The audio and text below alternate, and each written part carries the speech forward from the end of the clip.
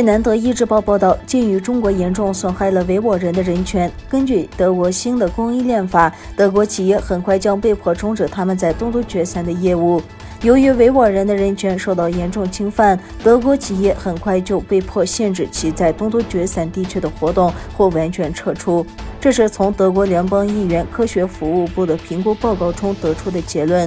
南德意志报已经得到了该评估报告。根据绿党委托的草案，一旦供应链法生效，如果出现强迫劳动，德国企业有责任中断与中国供应商的业务关系，这一点几乎不可避免，否则德国公司将面临罚款。个别情况下，公司雇员可能必须承担个人刑事责任。据媒体报道，德国企业的工厂大楼通常就在中国居境和在教育营营地附近。评估报告中提到了阿迪达斯、彪马、宝马、普世、西门子、大众和巴斯夫。受到指控的公司对此类指控做出了各种陈述，否认或承认。评估专家援引媒体报道说，包括德国在内的许多外国企业都对从东突厥斯坦维吾尔人的剥削中受益。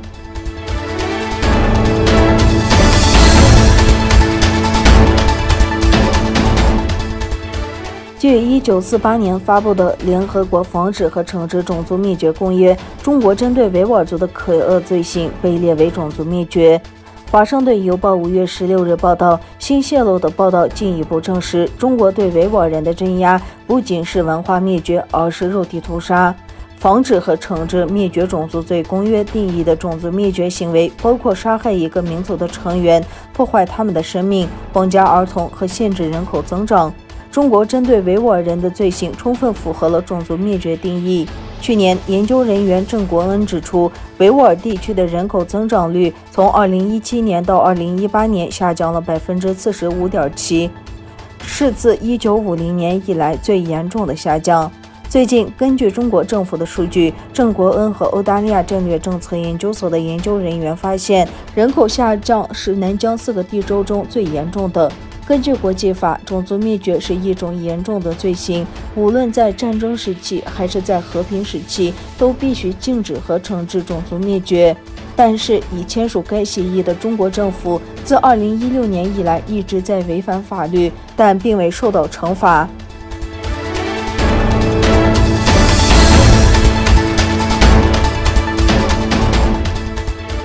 据法新社布鲁塞尔消息，欧盟和美国当地时间17日朝着在后特朗普时代达成贸易休战迈出又一步，同意举行谈判以结束围绕钢铝产品关税针锋相对的争端。美国和欧盟在一份联合声明中表示，将正式开展磋商，以解决困扰全球的钢铁和铝行业的问题，并同意为解决关税争端开辟一条道路。双方表示，谈判将包括讨论中国的产能过剩如何压低了价格，并威胁到本地金属生产商的生存能力。声明称，美国和欧盟成员国是盟友和伙伴，在民主和市场经济方面有着相似的国家安全利益。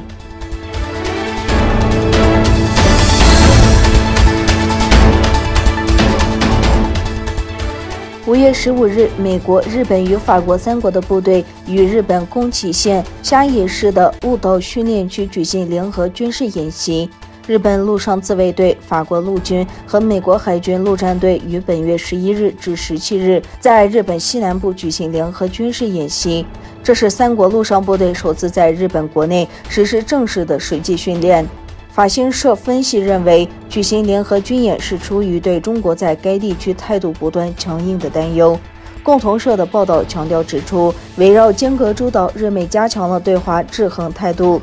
欧洲各国也加强对华警惕，预计以此次为开端，将陆续向日本周边派遣部队。